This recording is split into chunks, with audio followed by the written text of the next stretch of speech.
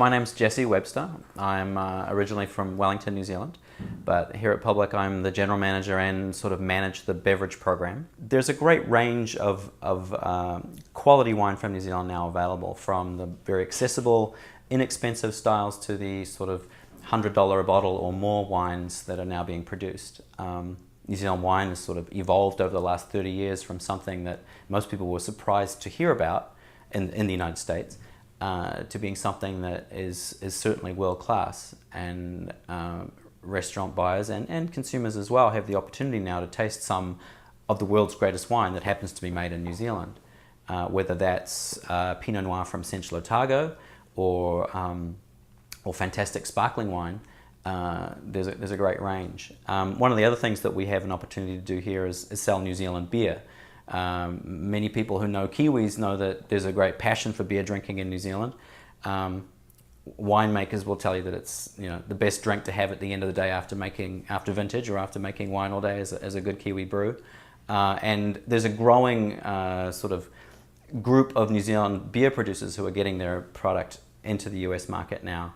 A couple of the bigger boys, and then some smaller sort of microbrew or craft brew companies are now getting beer to New York City and certainly to the West Coast as well, which for me as a Kiwi is great to be able to pour in the restaurant something that I might know from New Zealand. So as a sort of a specialist wine guy in this great public restaurant in New York City, there's a lot of opportunity to suggest wines for other people to look for or to try if they have the opportunity.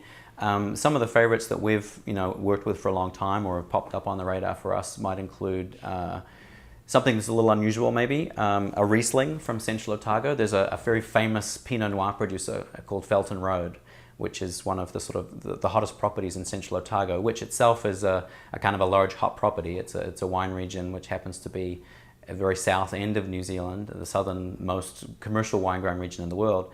Very much famous at the moment and for the last 10 years or so for Pinot Noir. Felton Road, a world-class winemaker down there, is doing great work with Riesling as well. And that's a wine that I think sommeliers and wine lovers in general are starting to reassociate themselves and enjoy selling to customers because Riesling is a hugely versatile food wine. And Felton Road's style, which has just that perfect balance of sort of fruit, sweetness and acidity, is a great wine that we find works really well with the food here. In terms of red wine, Pinot Noir is probably the style that most people in the American market or in the UK market are certainly seeing as the New Zealand red wine style. And I think it's become the largest planted red wine grape in New Zealand. There's a lot of favorites in this category, but one that I would probably like to focus on today is a producer called Atarangi. They're based in Martinborough in New Zealand, which is a wine region about an hour from Wellington. This company's been producing wine for a long time in New Zealand terms, sort of 25, maybe 30 years at this point. And like Cumi River in terms of Chardonnay, these guys produce Pinot Noir with such sort of balance, poise, and elegance that it keeps us going back to it. Not hugely expensive in the American context. It's sort of a moderate priced wine, sort of very comparable to some styles from Oregon, but just delicious, lovely velvety texture and great sort of plummy cherry flavors.